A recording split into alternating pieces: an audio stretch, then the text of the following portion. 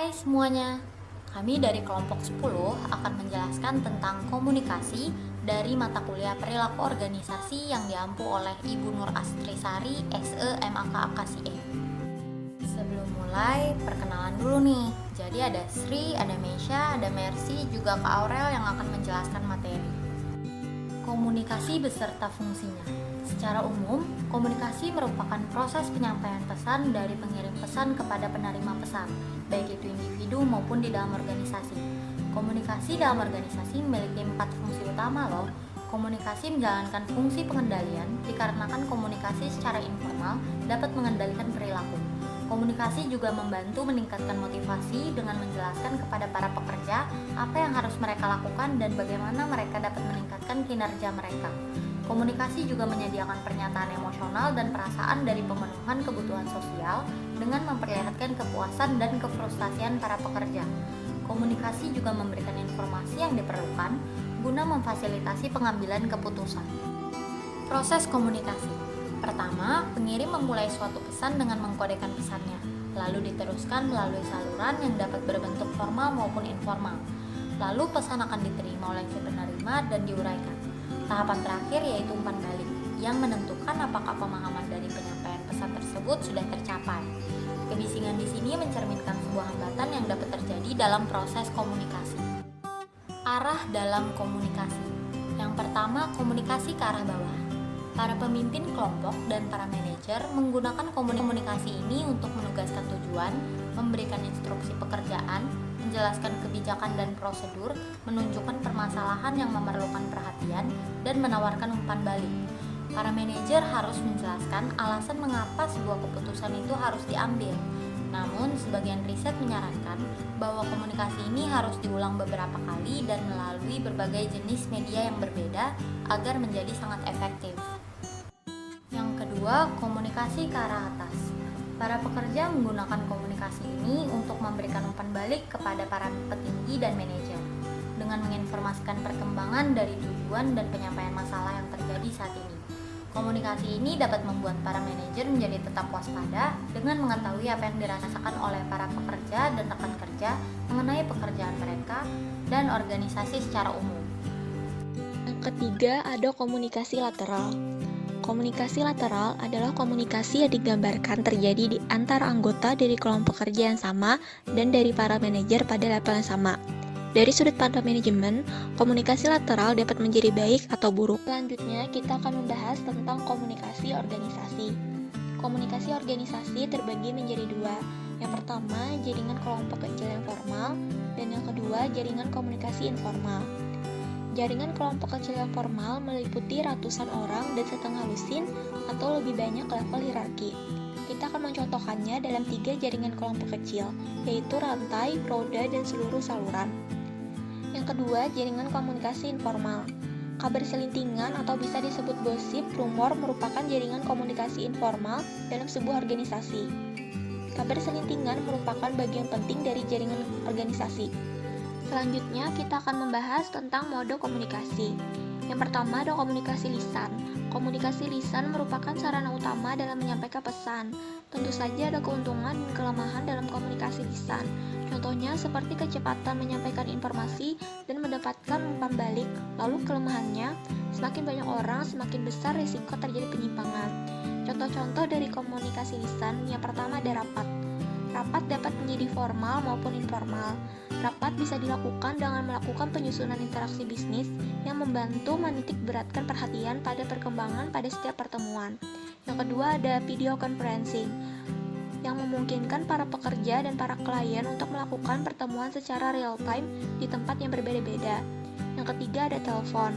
Komunikasi melalui telepon menawarkan banyak manfaat. Komunikasi telepon dapat berupa pertemuan secara formal, pembicaraan secara informal, dijadwalkan atau secara spontan. Komunikasi melalui telepon waktunya cepat dan lebih sedikit bermakna daripada email, namun lebih mudah terabaikan. Membahas komunikasi bisnis secara tertulis melalui surat, PowerPoint, email, pesan singkat, pesan teks, media sosial, dan blog. Yang pertama ada surat. Dengan semua teknologi yang tersedia, mengapa seseorang menulis? Dari semua bentuk komunikasi secara tertulis, menulis surat adalah yang paling kuno dan yang paling bertahan lama. kita menulis sejak ribuan tahun yang lalu. Tapi saat ini kita masih menorehkan tinta pada kertas ketika kita ingin menciptakan suatu catatan yang bertahan lama.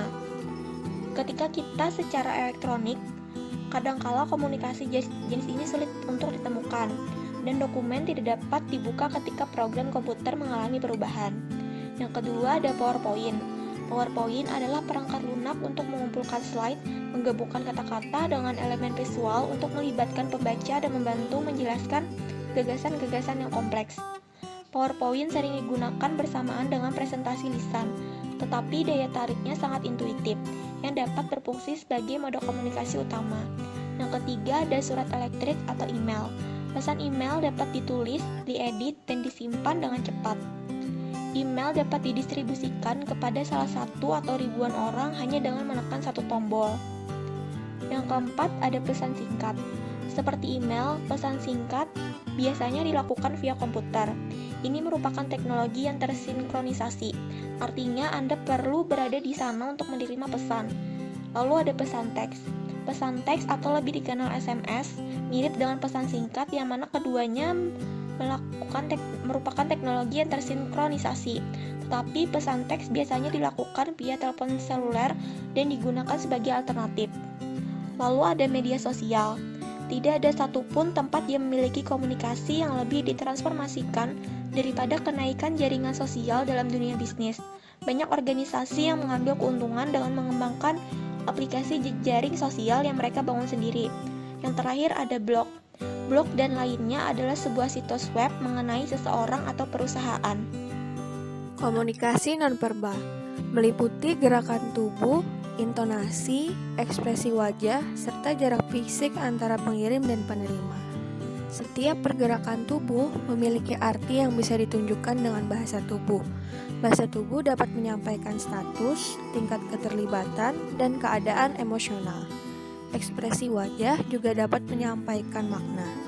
Jarak fisik memiliki makna dan jarak yang tepat antara orang sangat bergantung pada norma dan budaya. Pilihan dalam saluran komunikasi terbagi menjadi 3. Yang pertama ada kesempurnaan saluran.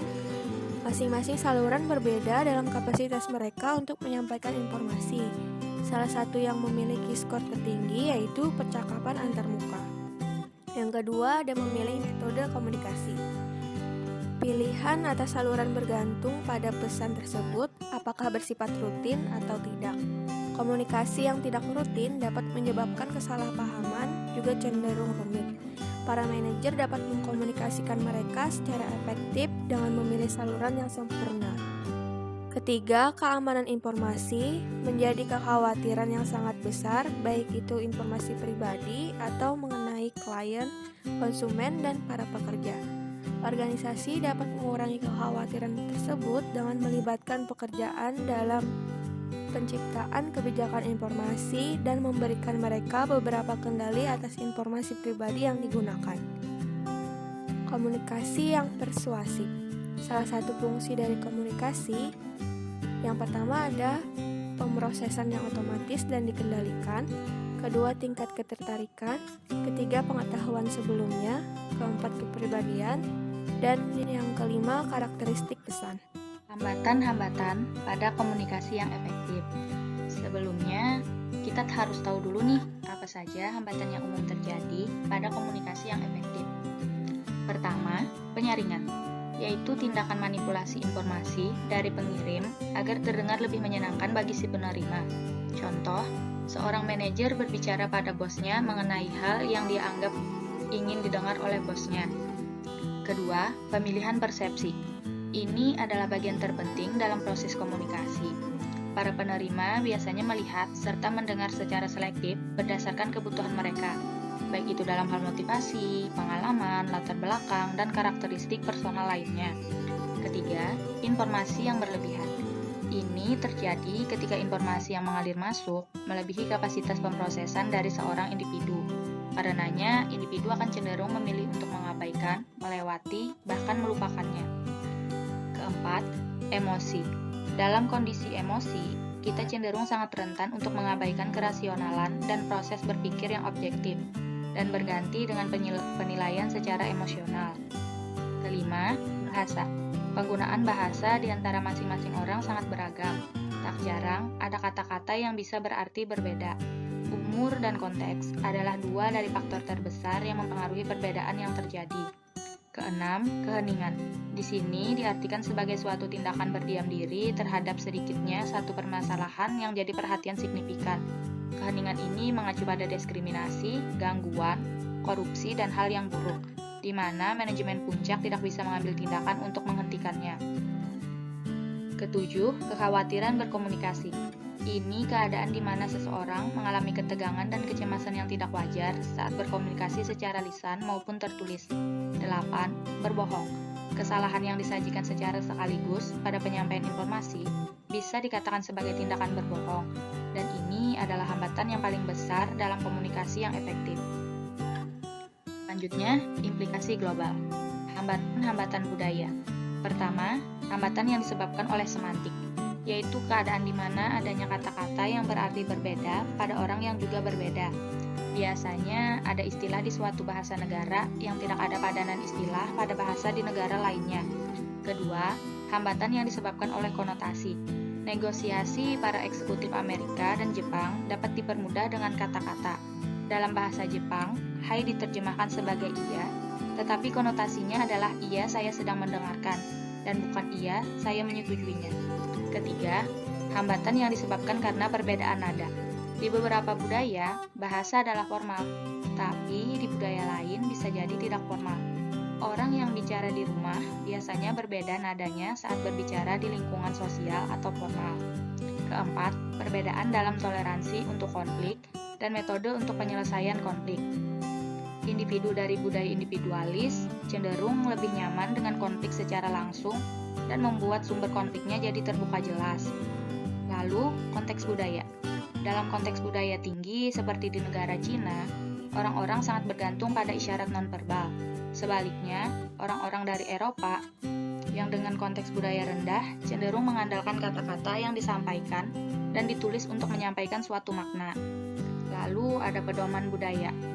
Brad Kashmir memaparkan ada beberapa cara yang bisa dilakukan untuk mengurangi kesalahpahaman saat berkomunikasi dengan orang dari suatu budaya.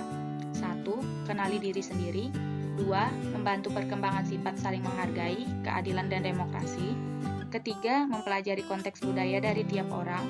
Keempat, jika ada keraguan, maka dengarkan. Dan yang terakhir, sampaikan kenyataan, bukan interpretasi. Baik, itu tadi adalah pembahasan terakhir dari materi ini.